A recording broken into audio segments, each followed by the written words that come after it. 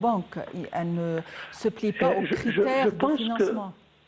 Oui, mais je pense que, comme on l'a dit, les agences non gouvernementales jouent un rôle ici.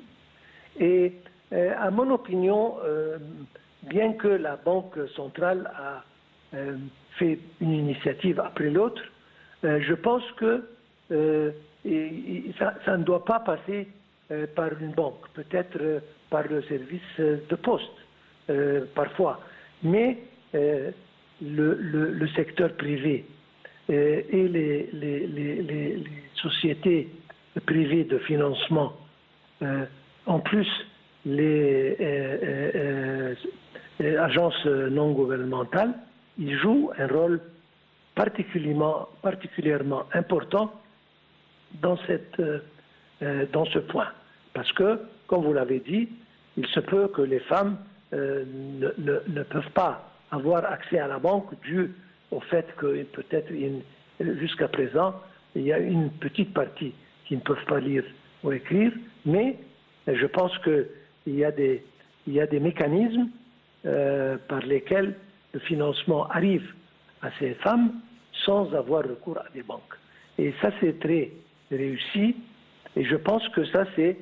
D'ailleurs, ça a commencé il y a quelque temps, les familles productives. Mais ça continue et ça grandit. Et la base de l'initiative de la famille productive est basée sur la femme, bien qu'elle ne soit pas éduquée. Mais je dois me répéter ici, la femme est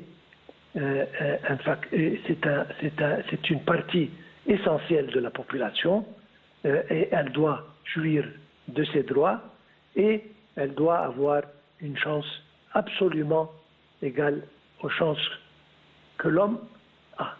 Et jusqu'à présent, elle a prouvé un grand succès et je pense qu'elle va continuer ceci. Oui, quels sont les gouvernorats qui ont profité justement de ces projets de vie décente?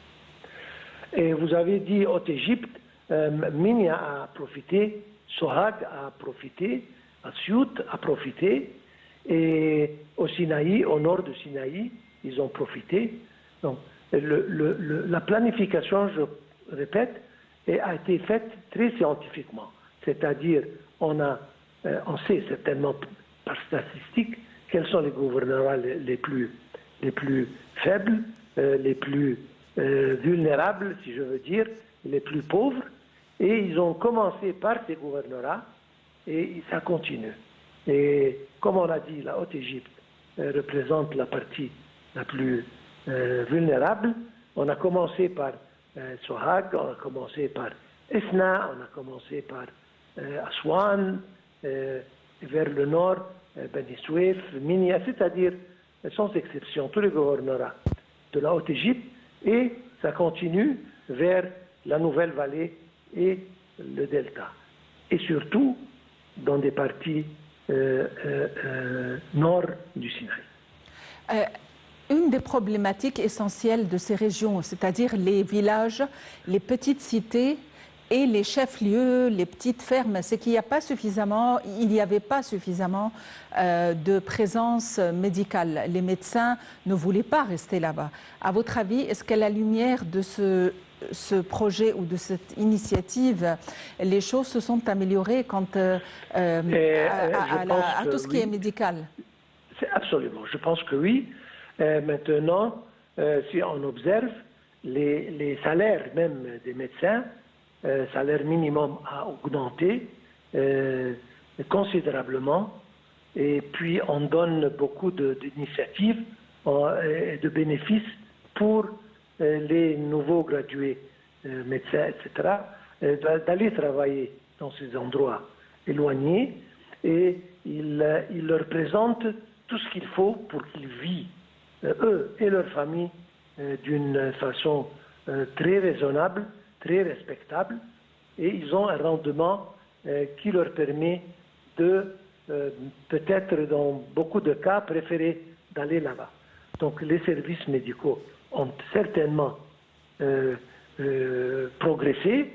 Il y a beaucoup de cliniques qui s'établissent et j'espère que maintenant, partout en Égypte, on n'a pas besoin de bouger pour les grandes villes, pour auscultation ou pour même opération.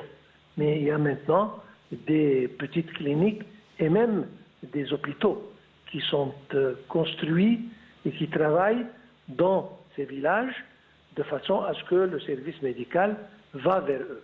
Et ça fait partie.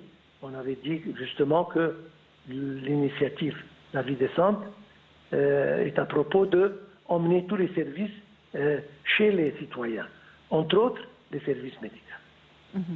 Docteur Raouf Gafar, vous êtes expert en économie. Merci d'avoir été avec nous aujourd'hui.